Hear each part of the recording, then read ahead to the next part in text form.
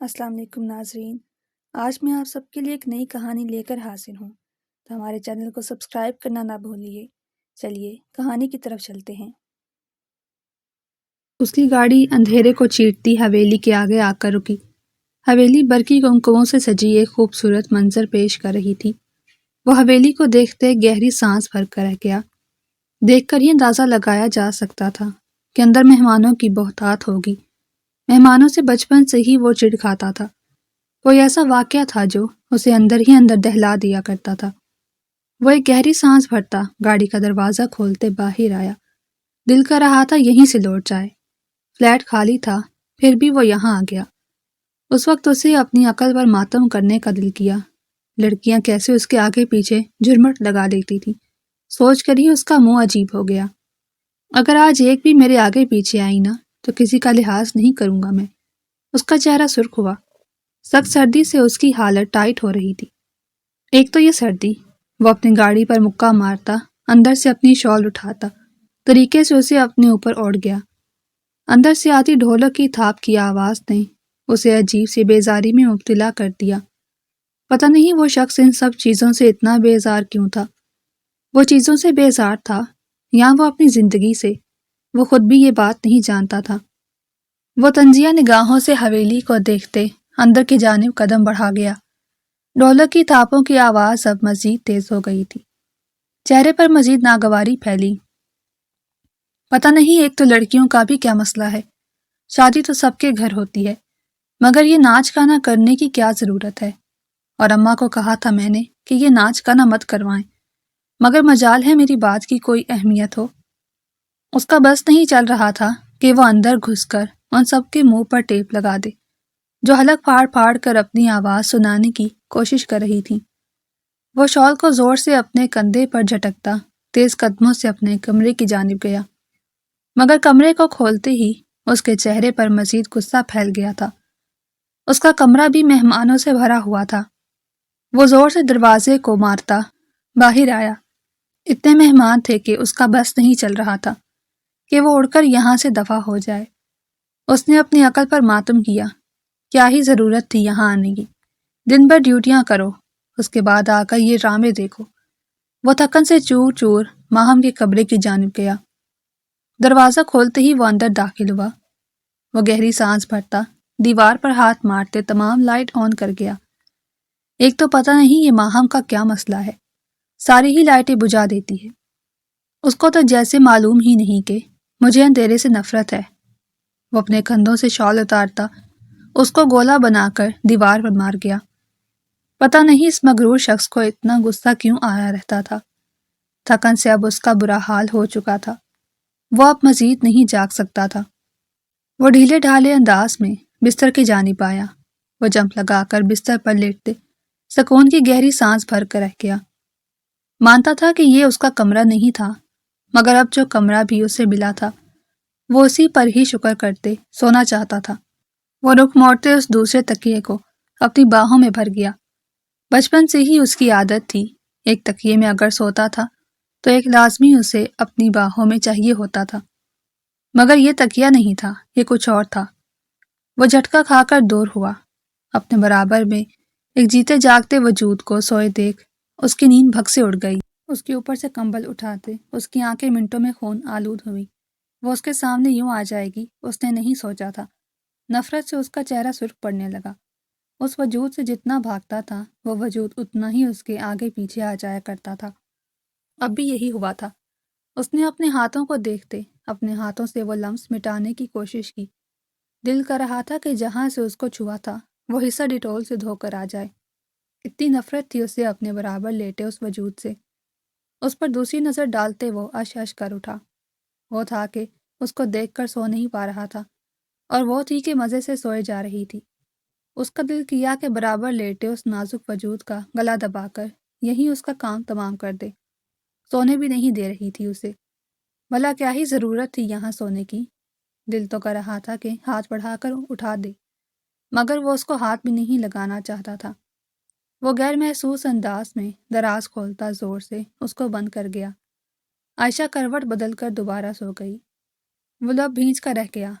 ایسا لگ رہا تھا نشہ کر کے سوئی ہے۔ وہ لب بھینچتے کھڑا ہوتا ڈریسنگ ٹیبل کی جانب گیا۔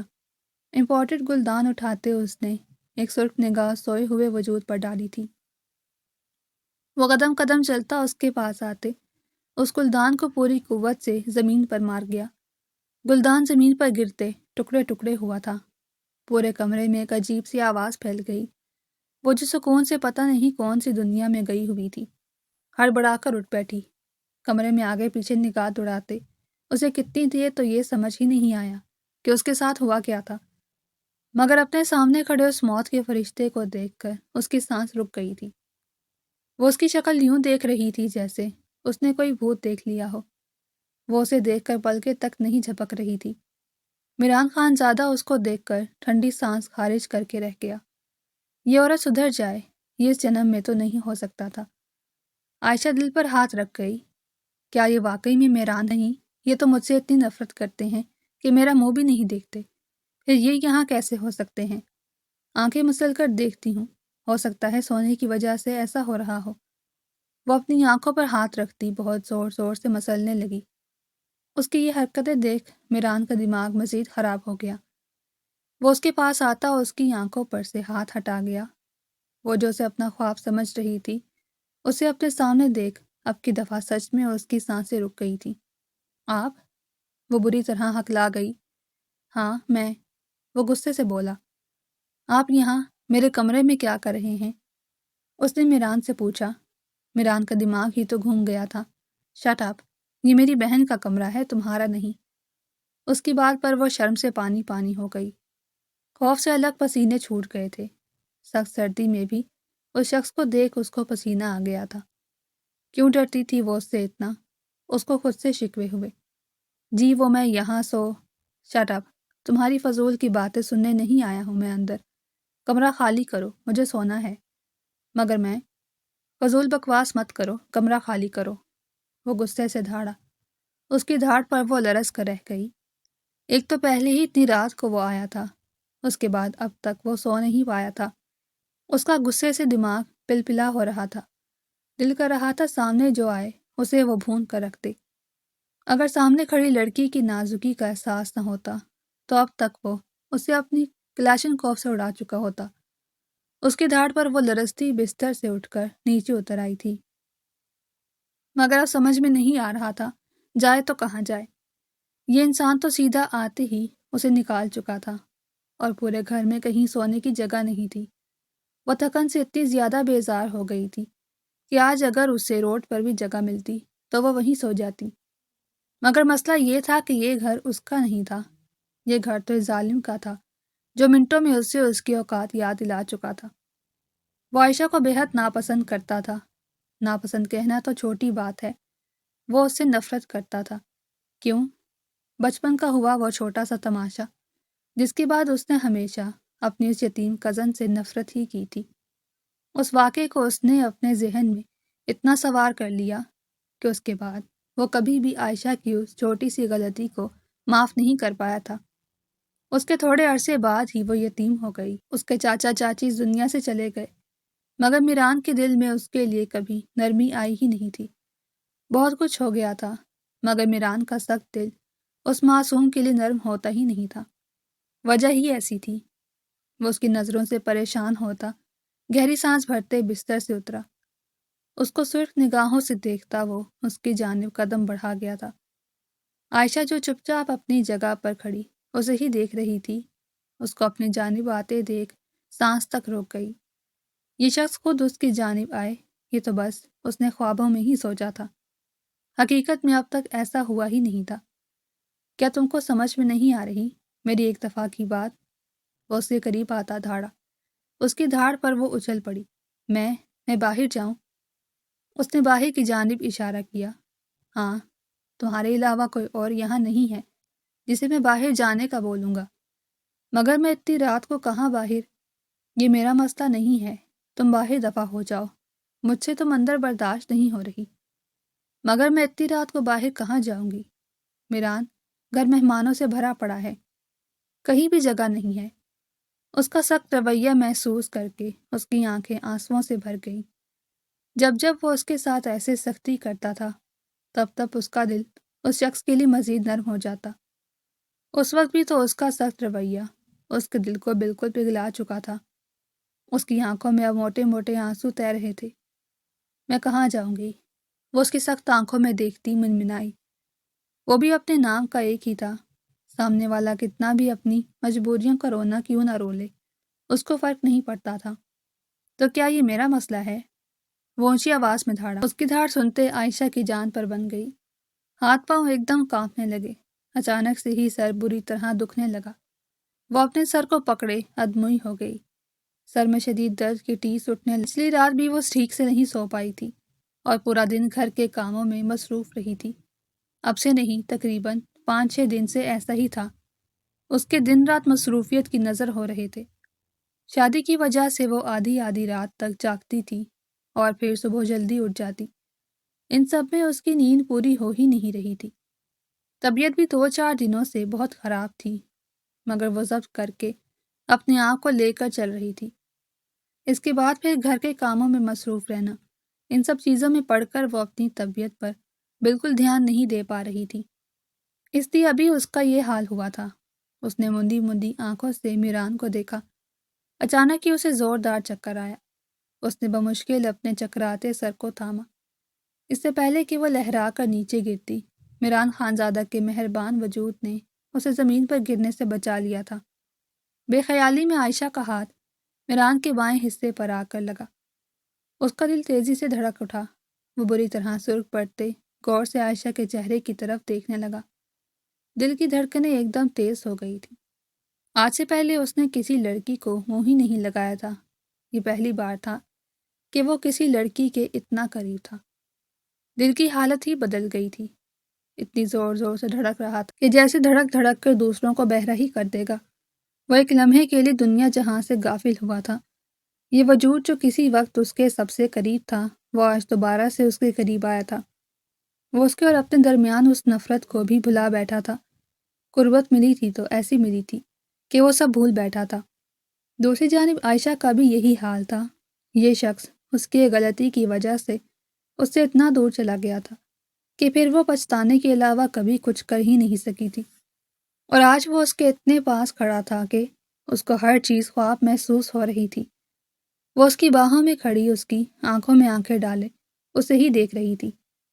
وہ ایک لمحے کے لیے نگاہ تک نہیں جھپک رہی تھی۔ ڈر تھا کہ کہیں آنکھیں جھپکنے سے یہ منظر ہوا میں تحلیل نہ ہو جائے۔ اس مرد کو اس نے اپنی سانسوں سے زیادہ چاہا تھا۔ سانسیں کم پڑ جاتی تھی، مگر اس مرد کا احساس تھا کہ کم پڑتا ہی نہیں تھا۔ اپنی حرکتوں پر رونا آنے لگ جاتا تھا۔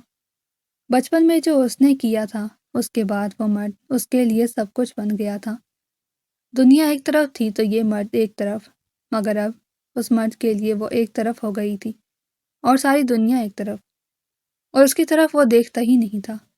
ساری دنیا اس کے لیے زیادہ اہم ہو گئی تھی۔ اس کے بعد بھی اس کے اوپر کئی مصیبتیں آ کر ٹوٹی تھیں، مگر یہ مرد اس کے دل سے نکل نہیں سکا تھا۔ کہتے ہیں نا، کچی عمر کی محبتیں پکا نشان چھوڑتی ہیں۔ وہ بھی کچی عمر کی اس محبت میں پھنس چکی تھی، جہاں اس شخص کو ہی اس میں دلچسپی نہ تھی، جس کے پیچھے وہ اتنا پاگل تھی کہ اگر وہ اس سے کہتا کہ تم مر جاؤ تو وہ مر بھی جاتی۔ غرض وہ سب کچھ بھول چکی تھی۔ یاد تھا تو بس میران خانزادہ، جو اس کے دل کا مالک، اس کا سب کچھ تھا۔ مگر جب جب وہ اس کے ساتھ بے رخی سے پیش آتا، تب اس کو اپنا ہونا اس دنیا میں سب سے بڑا بوجھ لگتا تھا۔ کاش وہ بھی اپنے ماں باپ کے ساتھ اس دنیا سے چلی جاتی تو کم از کم آج وہ یہ دکھ تو نہ سہ رہی ہوتی۔ جب جب وہ اسے سختی سے پیش آتا، تب اس کی سوچ ایسی ہی ہو جاتی۔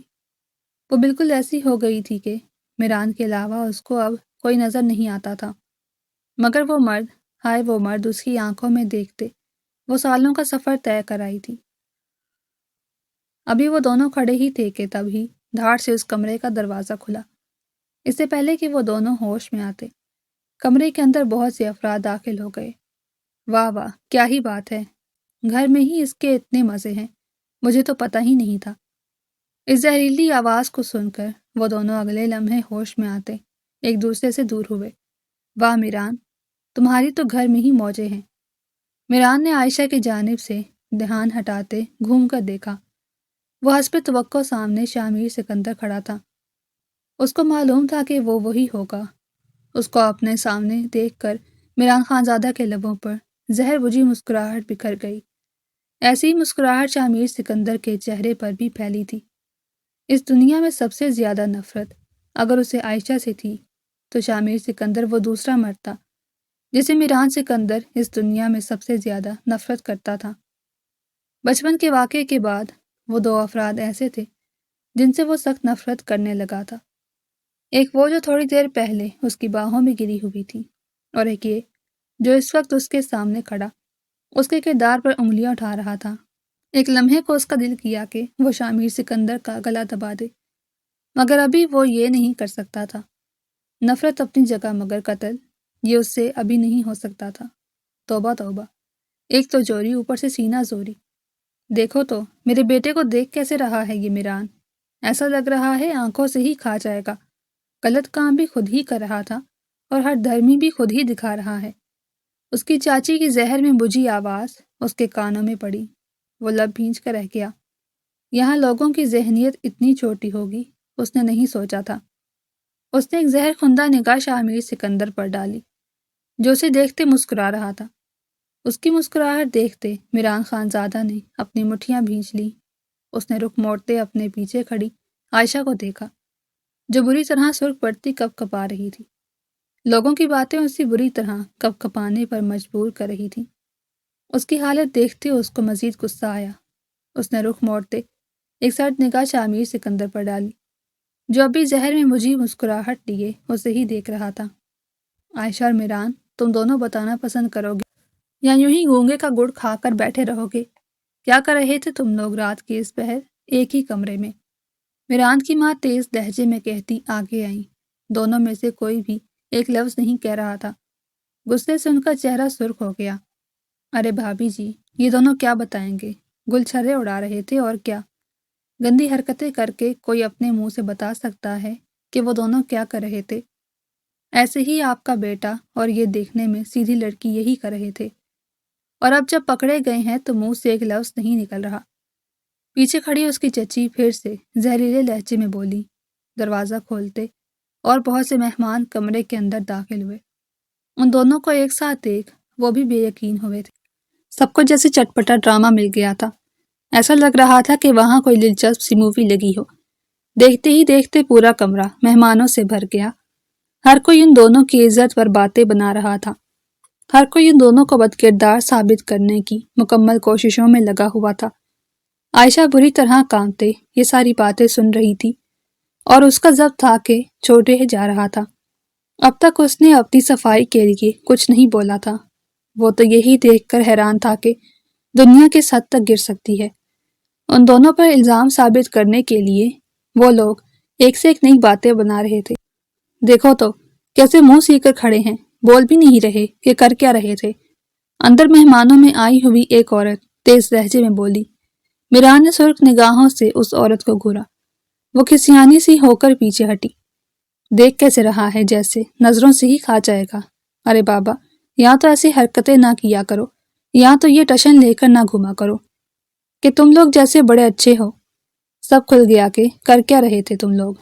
یہاں پر ایک اور عورت کی تیز آواز اس بھیڑ میں گونجی۔ عائشہ کی ہچکیاں بڑھ گئی تھی۔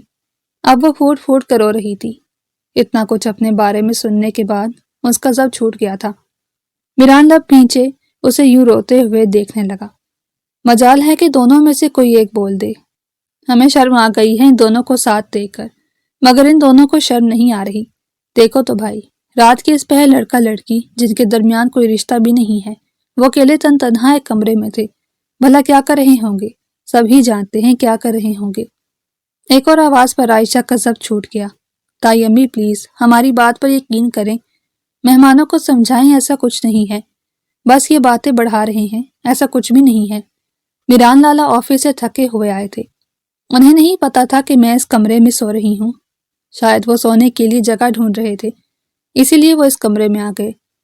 اس کے کہنے پر وہاں کھڑے تمام افراد زور زور سے تالیاں پیٹنے لگے۔ ارے واہ، کیا خوبصورت کہانی گڑھی ہے میڈم صاحبہ نے۔ بالکل ایسا ہو سکتا تھا اگر تم لوگ اتنی دیر تک اس کمرے میں ساتھ نہ ہوتے تو۔ جتنی دیر تک تم لوگ اس کمرے میں ساتھ رہے ہو، سب کچھ تو ہو بھی گیا ہوگا۔ ایک اور عورت کی آواز اس کے کانوں میں گونجی۔ عائشہ کا چہرہ سرخ پڑ گیا۔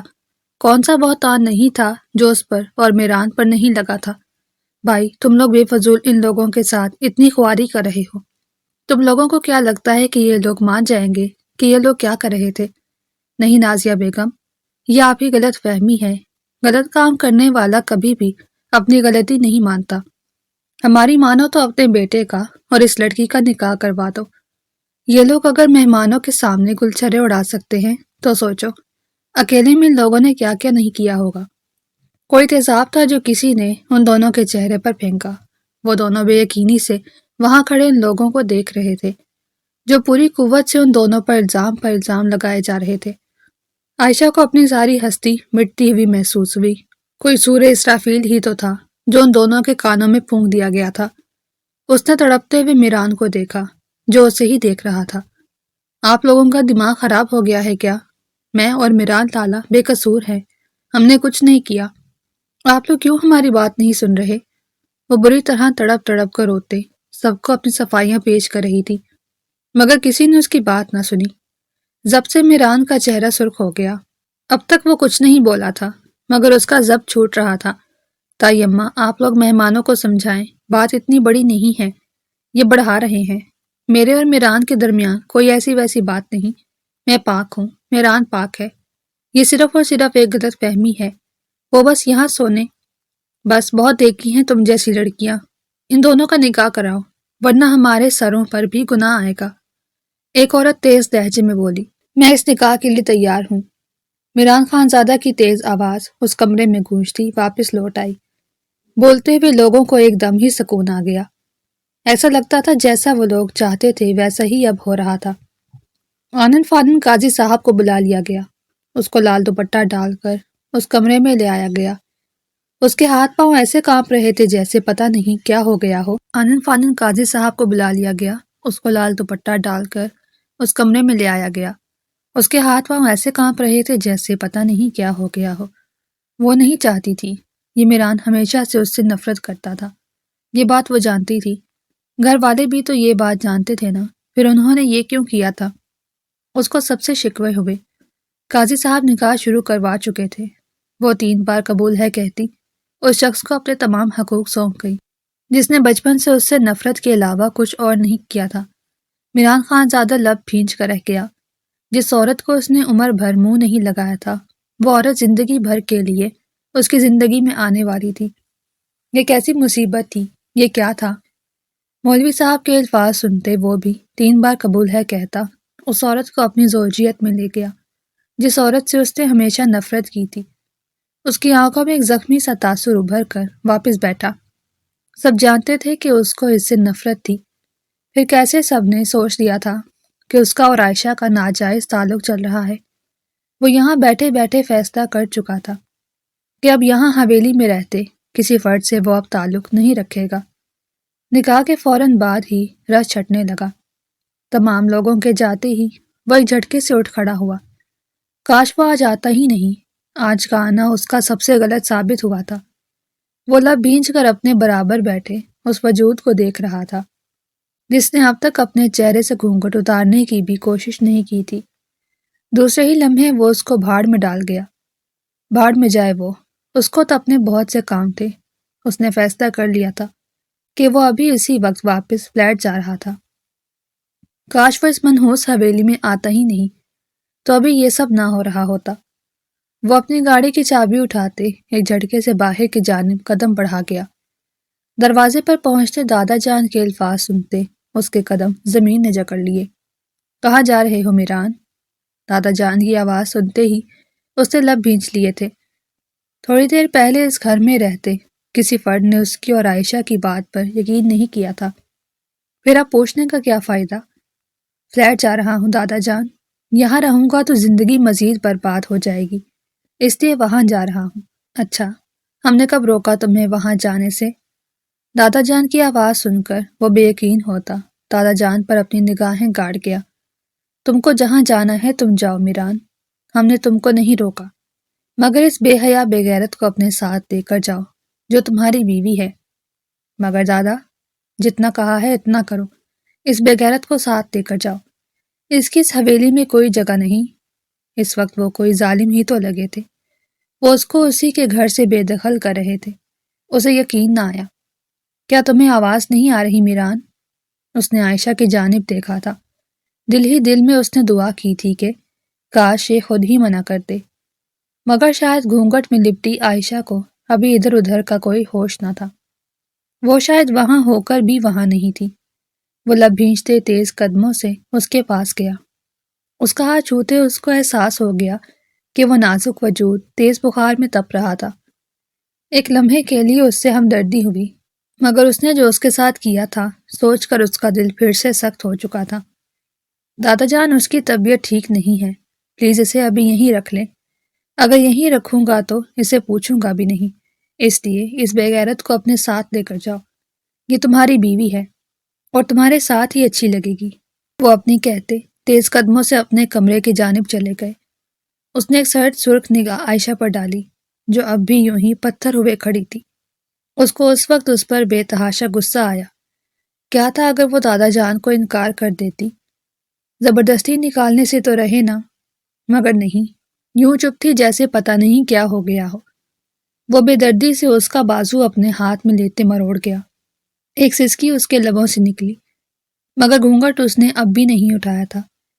وہ اس کا بازو اپنے ہاتھ میں جکڑتے تیزی سے اسے گھسیٹتے ہوئے باہر کی جانب لے جانے لگا۔ وہ اسی گرفت میں گھسیٹتی اس کے ساتھ ساتھ جا رہی تھی۔ تکلیف سے اس کے لبوں سے سسکیاں نکل رہی تھی، مگر اس ظالم شخص کو ابھی اس عورت کی تکلیف کا احساس نہیں تھا۔ وہ اپنی گاڑی کا دروازہ کھولتے بے دردی سے اس کو فرنٹ سیٹ پر پھینک گیا۔ وہ سیٹ پر بیٹھتے پھوٹ پھوٹ کر رونے لگی۔ اس کی کیا غلطی تھی جو میران اس کے ساتھ یہ سب کر رہا تھا؟ کہاں پھنس گئی تھی وہ؟ میران گاڑی کے اندر بیٹھتا ایک سرد سرخ نگاہ اس کے اوپر ڈال گیا۔ سب سے بڑی مصیبت ہو تم میری زندگی کی، کاش یہاں ہی نہ آتا میں، نہ یہاں آتا نہ تم جیسی مصیبت میرے گلے پڑتی۔ بہت بڑی غلطی ہو گئی تھی مجھ سے۔ وہ اسٹیئرنگ پر مکہ مارتے اپنی گاڑی سٹارٹ کر گیا۔ وہ بری طرح خوفزدہ ہوتے دروازے کے ساتھ چپک کر بیٹھ گئی۔ اس مرد سے جتنا خوف آ رہا تھا لفظوں میں بتانا ناممکن تھا۔ ان دونوں کے جاتے ہی دادا صاحب فتح مندی والی نگاہوں سے سب کو دیکھتے آرام دہ انداز میں اپنے صوفے پر بیٹھے۔ ان کے لبوں پر بے حد خوبصورت مسکراہٹ تھی۔ شامیر سکندر بھی مسکراتا ہوا ان کے برابر آ کر بیٹھا۔ تو دادا، کیسی لگی میری ایکٹنگ؟ بالکل اپنے دادا جیسی۔ وہ اس کی پیٹھ تھپک گئے۔ اس کے لبوں سے ہنسی کا فوارہ چھوٹ نکلا۔ دادا جان، وہ مانسٹر جیسے مجھے گھور رہا تھا نا، مجھے تو ڈر لگ رہا تھا کہ کہیں میں سچ ہی نہ کہہ دوں۔ اور بیٹا، اگر تم سچ کہتے نا، پھر تمہارا دادا تمہارے لیے مانسٹر بن جاتا۔ محمود صاحب اس کی پیٹھ پر ہاتھ مارتے ہنس دیے۔ کیا دادا، یہ سب آپ نارمل انداز میں بھی تو کر سکتے تھے نا؟ آپ دونوں کو سمجھاتے کیوں نہیں؟ مانتے وہ دونوں شادی کے لیے؟ تمہیں لگتا ہے کہ وہ گدھا کسی کی بات اتنی آسانی سے مانتا ہے؟ انہوں نے شامیر سے سوال کیا۔ شامیر نے کچھ سوچتے ہوئے دھیرے سے نفی میں سر ہلا دیا۔ ساری دنیا سن سکتی تھی، مگر میران خان زادہ سن لے، یہ تو کسی کتاب میں لکھا ہی نہیں تھا۔ دادا، کیوں وہ اتنی نفرت کرنے لگا ہے اس سے؟ آپ کو یاد ہے بچپن میں وہ اس کو کتنا چاہتا تھا؟ میرا بھی تو اس وقت وہ سب سے اچھا دوست تھا نا۔ اس نے اس سہانے وقت کو یاد کیا جس کو گزرے ہوئے بھی اب سال گزر چکے تھے۔ نفرت نہیں کرتا، وہ بس نفرت ظاہر کرواتا ہے۔ جن سے محبت ہو ان سے کبھی نفرت نہیں ہو سکتی، اور میران کو بھی عائشہ سے نفرت نہیں ہے، بس وہ ظاہر کرواتا ہے کہ وہ عائشہ سے نفرت کرتا ہے۔ وہ جو ہوا تھا وہ کوئی اتنی چھوٹی بات نہیں تھی، شامیر جو تمہیں اور عائشہ کو اتنی آسانی سے معاف کر دیتا۔ دادا جان، میں وہاں پر مزید تماشا نہیں چاہتا تھا، اس لیے میں نے عائشہ سے وہاں کوئی بات نہیں کی۔ تم اگر اسی وقت اس سے بات کر لیتے نا شامیر، تو میران کے دل میں بھی کبھی تمہارے لیے بال آتا ہی نہیں۔ اس کی جو وہاں بے عزتی ہوئی تھی، اس کی وجہ سے میران تم سے اور عائشہ سے آج تک دور ہے۔ کیا تم جانتے نہیں ہو تمہارے کزن کے لیے اپنی سیلف ریسپیکٹ کتنی ضروری ہے؟ محمود صاحب تیز لہجے میں بولے۔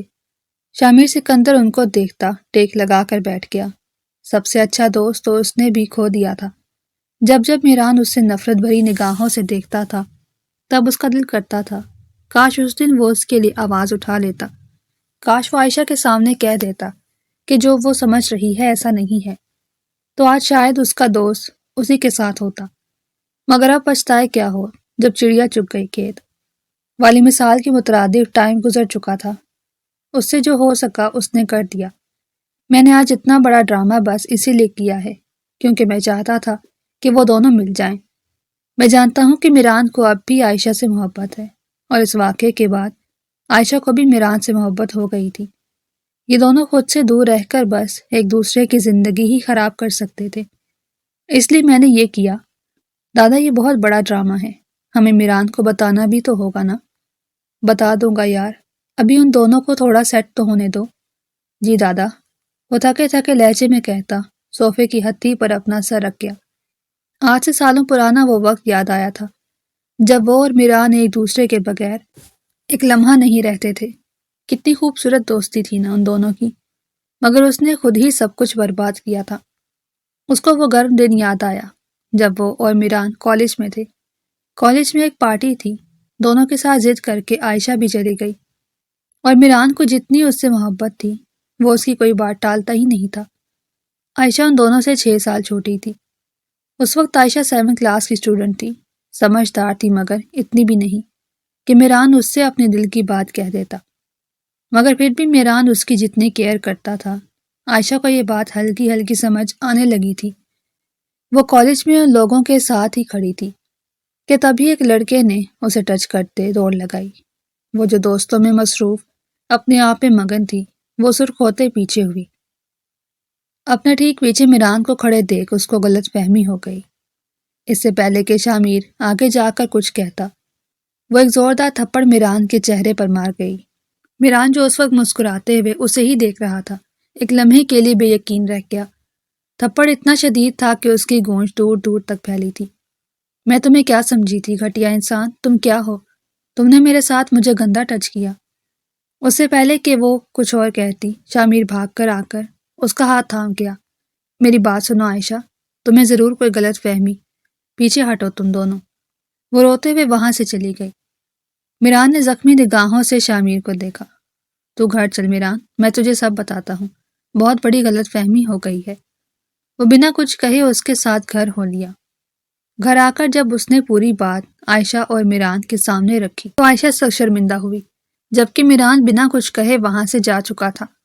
اس کے دوست اور اس کی محبت نے اس کے ساتھ جو کیا تھا وہ اس کو مر کر بھی نہیں بھول سکتا تھا۔ کاش شامیر پہلے اس سے یہ بات بتا دیتا تو ایسا نہ ہوتا۔ شامیر نے اس لڑکے کو دیکھتے ہوئے بھی اسے پکڑا نہ تھا۔ اس چیز کی بھی چوٹ اس کے دل کو پہنچی تھی۔ وہ دن تھا اور آج کا دن وہ شامیر اور عائشہ دونوں سے ہی بات نہیں کرتا تھا۔ عائشہ کو اس وقت کے بعد اس سے بے حد محبت ہو گئی تھی۔ ایک محبت کرنے والا انسان ہونے کے بعد کس کو محبت نہیں ہوتی؟ اس کو بھی ہو گئی تھی۔ وہ اس کا ہر لہجہ سہ جایا کرتی تھی، صرف اور صرف اس وجہ سے کہ اس کو بھی اس شخص سے محبت تھی۔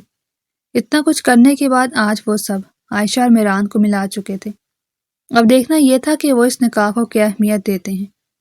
کاش مجھے میرا دوست واپس مل جائے، شامیر اونچے لہجے میں کہتا، آنکھیں موند گیا۔ محمود صاحب کئی لمحے اس کا چہرہ دیکھتے رہ گئے۔ میران کی گاڑی اس کے فلیٹ کے آگے آ کر رکی۔ وہ ایک جھٹکے سے گاڑی کا دروازہ کھولتا باہر نکلا۔ باہر کھڑے اسے کم از کم 5 منٹ ہو گئے تھے، مگر عائشہ گاڑی سے باہر نہ آئی۔ وہ لب بھینچتے عائشہ کی جانب آتے اس کی طرف کا دروازہ ایک جھٹکے سے کھول گیا۔ عائشہ جو نیند میں سو رہی تھی ایک جھٹکے سے اٹھی۔ باہر آؤ گی یا کارڈ لے کر آؤں باہر آنے کا؟ اس کے طنز پر وہ بری طرح سرخ پڑتی گاڑی سے باہر نکل آئی۔ وہ اس کا ہاتھ تھامے فلیٹ کے اندر داخل ہوا۔ کیا ہی تھا اگر تم دادا جان کو کہہ دیتی کہ تم میرے ساتھ نہیں جانا چاہتی، مگر نہیں، تم نے کبھی کوئی موقع چھوڑا ہے مجھے سکون دینے کا؟ اس کے ذہن میں بجھے الفاظ عائشہ کا چہرہ مزید سرخ کر گئے۔ اس وقت اس کے اندر اتنا سٹیمنا نہیں تھا کہ وہ اس کی کسی بھی بات کا جواب دے سکتی۔ وہ اس کے ساتھ گھسیٹتی اندر آئی تھی۔ وہ ڈرائنگ روم میں لاتے ایک جھٹکے سے اس کو چھوڑ گیا۔ اس نے سرخ نگاہیں اٹھا کر میران کو دیکھا۔ یہی مرو تم میرے کمرے میں، اور مجھ پر تمہارا کوئی حق نہیں۔ زبردستی کر کے میری زندگی میں تو آ گئی ہو، مگر میں تمہیں اپنی بیوی ہرگز نہیں مانوں گا۔ وہ مزید زہر انڈیلتا تیز قدموں سے اپنے کمرے کی جانب چلا گیا۔ دھاڑ سے اپنے کمرے کا دروازہ بند کرتے وہ اس کے اوقات اس کو اچھے طریقے سے یاد دلا گیا۔ اس کی آنکھیں سرخ پڑ گئی تھیں، تھکن سے اس کا پور دکھ رہا تھا۔ کتنے دنوں کی تھکن تھی کہ اتر کر ہی نہیں دے رہی تھی، اور یہ شخص الگ۔ وہ تھکاوٹ سے صوفے پر ہی لیٹ گئی۔ ضبط کے چکر میں آنکھیں خون رنگ ہو گئی تھی۔ پتہ نہیں کیوں وہ ضبط کر رہی تھی۔ دل کر رہا تھا چلا چلا کر روئے۔ اس کے گھر والوں نے اس کے ساتھ کیا کیا تھا؟ وہ یتیم مسکین تھی تو کیا ہوا؟ اس کے ساتھ وہ لوگ یہ سب کریں گے؟ اس کا دل پھوڑے کی مانند دکھنے لگا، اور جس کے ساتھ اس کو بیاہا تھا وہ کون سا اس کے ساتھ اچھے سے رہ رہا تھا؟ اس سے اچھا تو یہ تھا کہ وہ اسی گھر میں مہمانوں کی باتیں سن کر رہ لیتی۔ اے کاش وہ خود ہی میران کے ساتھ آنے سے انکار کر دیتی۔ اس کو اب اپنی حرکتوں پر سخت افسوس ہو رہا تھا۔ اتنی ہمت نہیں تھی کہ وہ اندر جا کر اس سے کچھ بھی کہہ سکے۔ تھکاوٹ، دکھ، درد سب کچھ ایک ساتھ مل کر اس پر حملہ کر چکے تھے، جس وجہ سے اس کے اندر کچھ بھی کرنے کی ہمت اب نہیں بچی تھی۔ وہ میران سے بات تک نہیں کر سکتی تھی، کیونکہ اس کے اندر اتنی ہمت نہیں تھی۔ اس کو خود سے عجیب سی وحشت ہو رہی تھی۔ یہ اس کے ساتھ کیا ہو گیا تھا؟ زندگی مزید تکلیفوں میں گھرتی ہوئی نظر آئی۔ اس وقت وہ کسی بھی قسم کی بات چیت افورڈ نہیں کر سکتی تھی۔ ایک لمحے کے لیے اس نے سکون کی گہری سانس ہی بھری تھی۔ جیسی اس کی طبیعت ہو رہی تھی، اس وقت وہ میران کی باتیں نہیں برداشت کر سکتی تھی۔ تکلیف سے اس کی آنکھیں بند ہونے لگی۔ قطرہ قطرہ آنسو آنکھوں سے گرتے کن پٹی میں جذب ہونے لگے۔ کاش اس کے ماں باپ اس دنیا سے نہ جاتے تو آج کوئی اس کی بات پر یقین کرتا نہ کرتا۔ اس کے ماں باپ تو ضرور کرتے، مگر افسوس اس دنیا میں اس کے علاوہ اس کا اور کوئی نہیں بچا تھا۔ اس کے ماں باپ عمرے کی سعادت کے لیے گئے تھے، مگر وہاں سے واپسی پر ان کا جہاز کریش ہو گیا۔ اس وقت وہ میٹرک کی طالبہ تھی۔ اتنی چھوٹی عمر میں وہ یتیم اور مسکین ہو چکی تھی۔ سب اس سے بہت محبت کرتے تھے۔ وہ بھی یہی سمجھتی تھی کہ اس کی زندگی سیٹ ہے، مگر آج اسے معلوم ہوا کوئی اس سے محبت نہیں کرتا تھا۔ اس بھرے کمرے میں جس طریقے سے اس کے دامن پر کیچڑ اچھالا گیا، وہ اس کو یاد بھی آ رہا تھا۔ اس کی روح تڑپ کر رہ جا رہی تھی۔ کتنا روئی، کتنا تڑپی تھی، مگر کسی نے اس کی بات پر یقین نہیں کیا۔ اگر اس کی جگہ کسی اور کی بیٹی ہوتی تو کیا اس کے ساتھ بھی وہ لوگ یہ سب کرتے؟ درد مند سوچوں نے اس کا دماغ مزید خراب کر دیا۔ وہ تکلیف سے چور چور آنسو بہانے لگی۔ پتہ نہیں روتے روتے کب وہ سو گئی، اس کو خود بھی پتہ نہ چلا۔ وقت کو اس چھوٹی لڑکی پر رحم سا آیا تھا۔ وہ گہری نیند سو رہا تھا کہ تبھی اس کے کان کے برابر رکھا اس کا فون تیزی سے بجنے لگا۔ اس نے سخت غصے میں اپنے فون کو دیکھا۔ دل تو کر رہا تھا کہ کال کرنے والے کی گردن اڑا دے، مگر جب دادا جان کا نام دیکھا تو خود ہی دبک گیا۔ جو بھی ہو، وہ دادا جان کی گردن تو نہیں اڑا سکتا تھا نا۔ وہ گہری سانس بھرتا اٹھ کر بیٹھا۔ کافی دیر تو اس نے انتظار کیا تھا کہ دادا جان خود ہی یہ کال کاٹ دے، مگر دادا جان بھی اسی کے دادا تھے۔ ڈیٹو کی طرح کالز پر کالز کرنے میں مصروف تھے۔ تھک ہار کر وہ کال یس کرتا فون کان سے لگا گیا۔ جی دادا جان، بولیں۔ کل رات میں آپ کے گھر سے درشن دے کر آیا ہوں۔ ایسا کیا کر دیا جو صبح صبح فون کر رہے ہیں؟ خیریت تو ہے؟ اس کا لہجہ سخت تھا۔ کل جو سب اس کے اور عائشہ کے ساتھ کیا تھا، اس کے بعد وہ ان لوگوں سے اچھے سے بات کر کے کیا کرتا؟ برخوردار، تمہارا دادا ہوں میں۔ جانتا ہوں، کل رات میرے دادا ہوتے ہوئے بھی آپ نے میرا یقین نہیں کیا۔ کس حساب سے پھر آپ مجھے اپنا دادا کہہ رہے ہیں؟ چیخ رہی تھی عائشہ کہ ایسا کچھ نہیں ہے، مگر وہاں کھڑے کسی فرد نے ہماری بات پر یقین نہیں کیا۔ آپ نے بھی نہیں کیا، اور جس بے رحمی سے آپ نے اپنی پوتی کو کل گھر سے نکالا ہے، اس کے بعد بھی آپ یہ سب کہہ رہے ہیں۔ تم دونوں کے بھلے کے لیے ہی کیا ہے میں نے یہ سب۔ کون سا بھلا دادا جان؟ اتنے لوگوں کے سامنے ذلالت کر کے کون سا بھلا کرایا ہے آپ نے میرا اور عائشہ کا؟ اس کا لہجہ مزید تیز ہو گیا۔ کل رات جو کچھ بھی ہوا وہ محض ایک ڈرامے کے علاوہ کچھ بھی نہیں تھا۔ کیا؟ اس کے سر پر ساتوں آسمان ٹوٹ پڑے۔ ڈرامہ؟ کل رات جو ہوا وہ ڈرامہ تھا؟ ہاں، کل رات جو بھی ہوا وہ ہم سب کی پلاننگ تھی۔ صرف تم اور عائشہ ہی اس بات کو نہیں جانتے، کیونکہ ہم نے ہی تم دونوں سے اس بات کو چھپایا۔ میں پوچھ سکتا ہوں دادا، آپ نے یہ کیوں کیا؟ کیونکہ مجھے معلوم تھا تم آج بھی عائشہ سے محبت کرتے ہو۔ دادا کی بات پر وہ کئی لمحے کے لیے سانس روک گیا۔ اس بات کو تو اس نے اپنے دل کی نہا خانوں میں چھپا لیا تھا، پھر اس کے دادا کو یہ بات کیسے معلوم ہوئی؟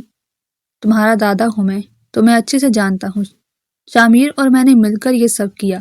اور پلیز میران، شامیر سے بھی اپنی کدورت صاف کر لو، بہت محبت کرتا ہے وہ تم سے، اور عائشہ سے بھی اچھے سے پیش آیا کرو، وہ نازک جان تم سے بہت محبت کرتی ہے۔ آپ کو کیسے معلوم؟ اس کے دل پر ٹھنڈی پھوار برس گئی۔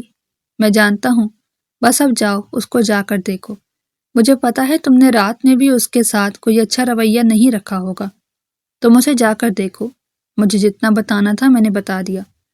دادا جان اپنے کہتے ٹھک سے فون کاٹ گئے۔ وہ گہری سانس بھرتے فون کو سائڈ پر رکھ گیا۔ اتنی سردی ہے یار، اس کو باہر سونے کا کہہ دیا، پتہ نہیں کیا حال ہو رہا ہوگا اس کا۔ وہ اپنے چہرے پر ہاتھ پھیرتا بستر سے نیچے اترا۔ اب وقت آ گیا ہے کہ اس نازک جان کو بتا دیا جائے کہ وہ آج بھی اس سے اتنی ہی محبت کرتا ہے جتنی اس وقت، جس وقت وہ اس کی محبت کو مانتی نہیں تھی۔ وہ اپنے کمرے کا دروازہ کھولتے باہر آیا۔ ٹی وی لاؤنج میں اس کو سکڑ سمٹ کر سوتے دیکھ اس نے گہری سانس خارج کی۔ کیوں تھا وہ اتنا غصے کا تیز؟ اس کو اس وقت خود پر افسوس ہوا۔ وہ قدم قدم چلتا اس کے پاس گیا۔ سخت سردی میں اس کا وجود بنا کسی کمبل کے صوفے پر پڑا تھا۔ جھک کر اس کے چہرے پر ہاتھ لگاتے اس کے چہرے پر تشویش ابھری۔ وہ اتنا سخت بخار میں تپ رہی ہوگی، اس نے نہیں سوچا تھا۔ اس کو بری طرح شرمندگی ہونے لگی۔ وہ نرمی سے اس کے چہرے پر ہاتھ پھیرتا اس کا چہرہ تھپ تپانے لگا۔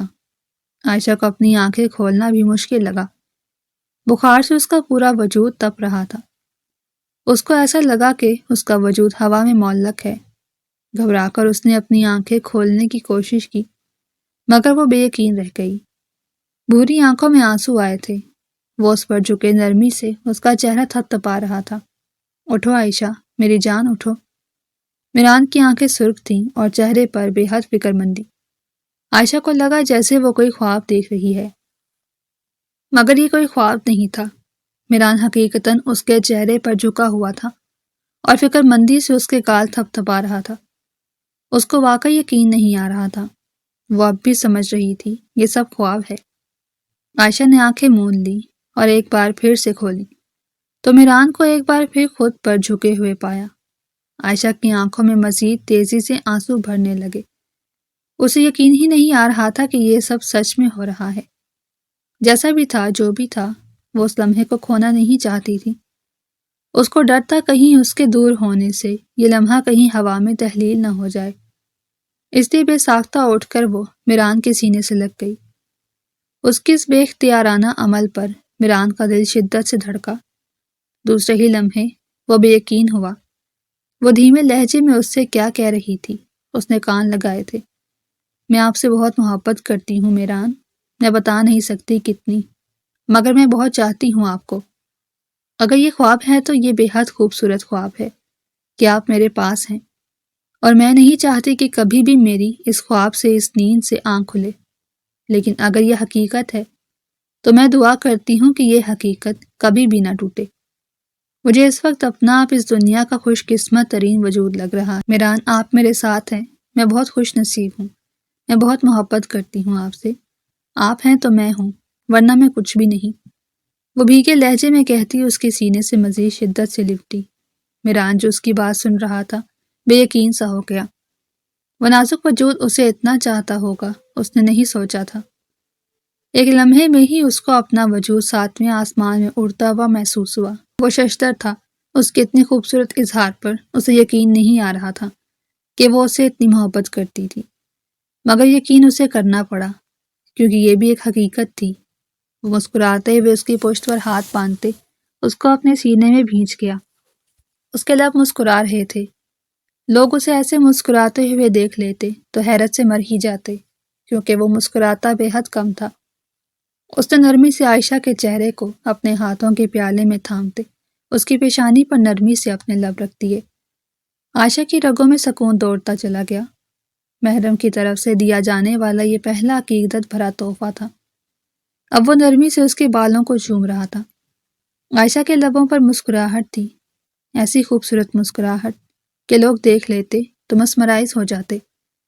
تم جتنی بھی محبت کر لو مجھ سے میری جان، تم مجھ سے میری جیسی محبت نہیں کر سکتی، وہ محبت جو میں تم سے کرتا ہوں۔ وہ سرگوشی میں بولتا عائشہ کو مزید مسکرانے پر مجبور کر گیا۔ اس مرد کے منہ سے محبت کا اظہار سننا ایک ایسا خواب تھا جس کی تعبیر اسے ہمیشہ سے مشکل لگی تھی، مگر آج یہ بھی حقیقت ہو گیا تھا۔ اسے اپنا وجود ہواؤں میں اڑتا ہوا محسوس ہوا۔ یہ مرد اس کا تھا، اس کو بھلا اب اور کیا چاہیے تھا؟ اس کو یقین ہو گیا تھا کہ یہ خوبصورت وقت، یہ لمحہ خواب نہیں تھا بلکہ حقیقت تھا۔ تمہیں ایک بات بتانی ہے؟ جی سن رہی ہوں، وہ اس کے سینے سے لگے دھیمے لہجے میں بولی۔ کل جو کچھ بھی ہوا دادا جان کی حویلی میں، وہ سب ایک ڈرامہ تھا۔ کیا؟ وہ بے یقین ہوتی پیچھے ہوئی۔ ہاں میری جان، اس حقیقت سے سب واقف تھے، علاوہ تمہارے اور میرے، کیونکہ وہ لوگ ہمیں ملانا چاہتے تھے، اور تم اور میں جتنا ایک دوسرے سے دور تھے، اس کے علاوہ دوسرا کوئی چارہ بھی نہیں تھا۔ وہ گہری سکون کی سانس خارج کرتے دوبارہ سے اس کے سینے پر اپنا سر رکھ گئی۔ ساری کلفت دور ہوتی ہوئی محسوس ہوئی۔ کل سے وہ کتنا غلط سوچ رہی تھی، ابھی جب حقیقت کھلی تھی اس کا دل یک دم ہی پرسکون ہو گیا۔ وقت بتاتا تھا کہ اس کے لبوں پر پھیلتی مسکراہٹ اب ہمیشہ رہنی تھی۔ میری جان تیار ہو جاؤ، تمہارے لیے خوبصورت سرپرائز ہے۔